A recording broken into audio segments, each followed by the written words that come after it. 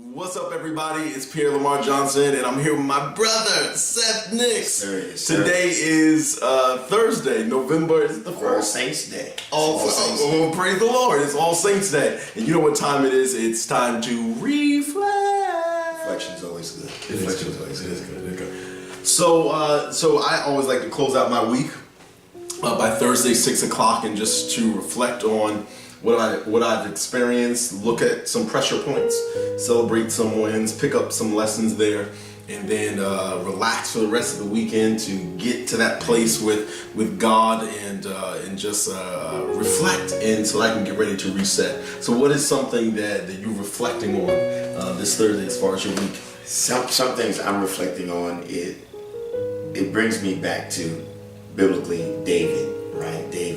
Nathan approaches David, right? With this sin of Bathsheba, and he gives him this scenario, this story, and then David gets enraged and says, let's go get the guy, let's get the man. Nathan says, you are the man. One thing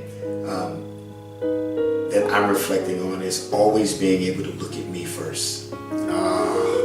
Every moment, as far as I'm concerned, is a me first moment. If there's an issue, what's wrong with me? What did I do?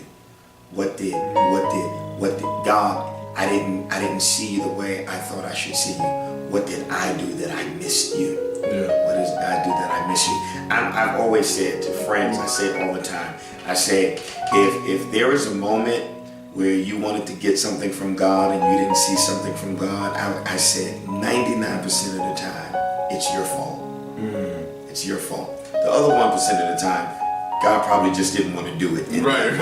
Not because he couldn't, just timing probably was off. And so I'm just reflecting, even as we, as things grow, as things blossom, I'm reflecting on the where I've been, right? Being grateful for where I've been, being grateful for what I've been through, being grateful for what I've come through, right? What I've come through.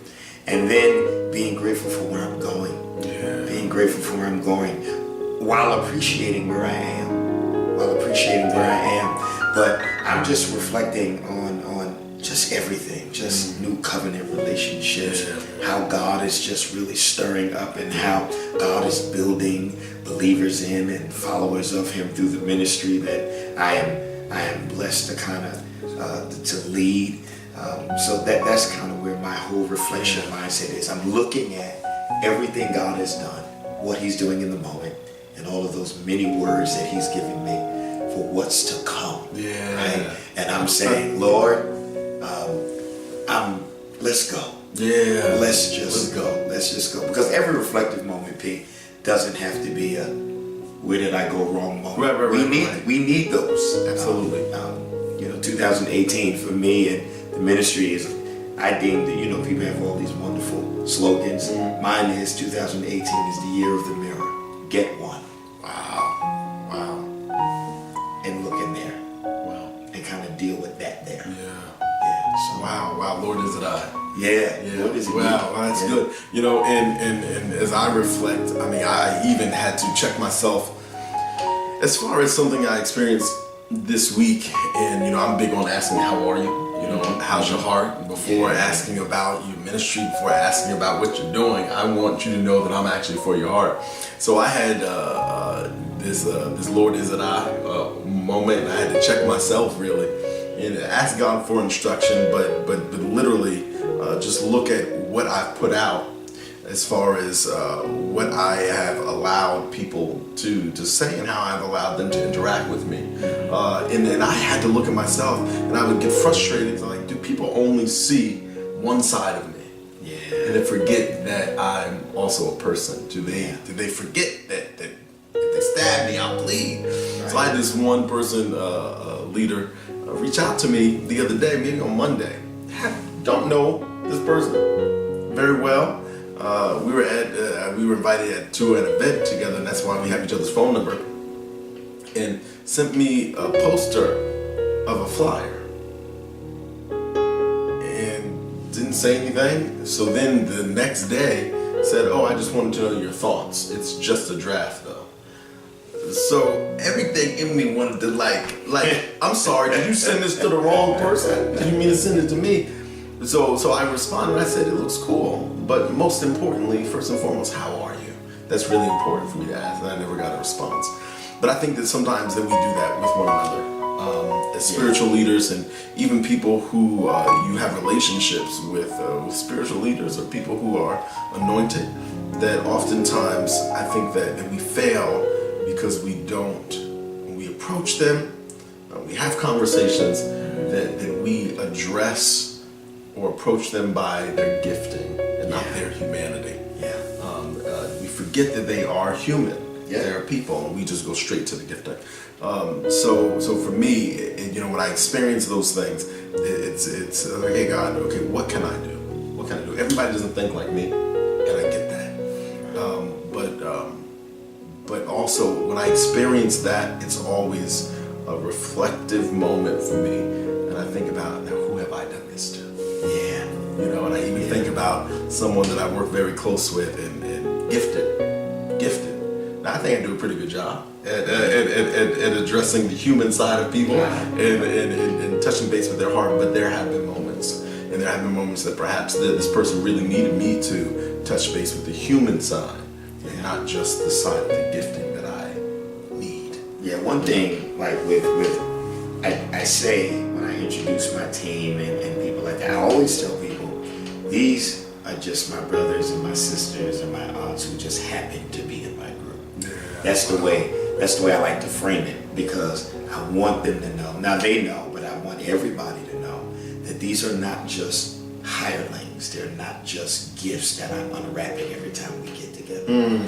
But this is a covenant. That's right. This is a family. This is a unified body. I care about your kids. I want to come to your kids' christening. I'll pick your kids up from school if I have to. Right. If I'm available, I'll pick them up. I'll walk your dog if I have to. I ain't gonna walk your dog. I promise you not. I'm not picking up nobody's poop. I'm not doing that. I'm not doing it. But and so that and another thing, when we meet different people, right? We just gotta put people in their proper place. We put them in their proper place. That's right. Then it's less of an impact on us when we put people in their proper place. Okay, I see who you are here. I see why you're here, right? I see what this is, and like you didn't get a response, right? Okay, well, here's the flyer, and then now I know though. Now I know, right? Now I know, and so it's good. As far as I'm concerned, it always points back to me. That's right. Always. It always points back to me. That's it. What am I seeing? What do I need to see? God, what are you showing me? What do I want to see? Sometimes what we want to see gets us in trouble. Sometimes what we want to see gets us in trouble. Wow. And so we begin to put people in places because, and if you think about it, sometimes it's us doing the same thing to them that they're actually doing to us, because we see them here, and if we would not see them there, then so, man, if I had $1, I would bless you. Like a $5 bill. Well, listen, it points back to you. So whatever you've been through this week, whatever you've been reflecting on, whatever God's been showing you, whatever He's allowed you to experience, see, think about, look back, and what is the lesson there? What is the treasure? And ask that question, Lord, is it I? What do I need to do? So speaking of being unified, tell us what's happening tomorrow, Friday. Tomorrow, listen, if you are in New Jersey, New York, Pennsylvania, Delaware, Connecticut, you want to find yourself at New Covenant Church of God, Plainfield, New Jersey, 225 East 7th Street, for the gathering of worshipers. Glory. The gathering of worshipers. It's not a concert. It is nowhere close to a concert, but it's going to be a time of impartation, a time of release, a time of activation, right? And we are mega excited. We're excited to have you with us, right? And have my brother Nate with us, and my brother Percy, and my brother Will, my brother Dale, and my sister Danya, and my sister April. And so it's a time where we are going to really pursue in a relentless, violent nature the heart of God. Yeah. Right? And so it's a moment where we're really just trying to let him know what we think about him. Yeah. We're going to let him know what we think about him, what we feel, and at the same time, we'll be able to push people into their purpose. That's it. Right? We want to push people into their purpose so they can really begin to live out their yes. Amen. You know, so you want to be there. Be there. You want to be there. Listen, what you don't remember what Nate said. I don't know if you remember what he said. Don't wait till the next one, because this move of God is the prerequisite for the next move of God. Come on. And so you want to get there. Yeah. Look, God is a God of order. You can't go to second grade without going through first grade. And we believe that there is such an excitement, and we have such an expectation. Oh, yeah. And I'm so glad that God gave you this vision, my brother. Amen. Because when I tell y'all, I don't want to make anybody mad that if I've been to your event this year, but this is the most exciting event. That I'm so excited about this event. Because again, just like you just said, people are going to find their place. There's going to be a release. There are going to be miracles. And gone are the days where we speak, where we talk about miracles, but we not experience them. But I believe that tomorrow is that moment of catapulting. That this is the place that that is something that is going to happen, and it's going to be a moment in history. So listen, hope to see you tomorrow at 7:30, 225 East 7th Street in Plainfield, New Jersey. Church of God. 7:30 p.m. Be there. Take your shoes off. You ain't got to get dolled up. You're going to sweat anyway. Wear whatever you want because we're going to have a good time. So see you at the gathering of worship. It's so great to have my brother. So good to For be here. Reflect. So good to be here. Love you, man. See you guys tomorrow. Have a wonderful weekend, and I'll see you tomorrow. Peace.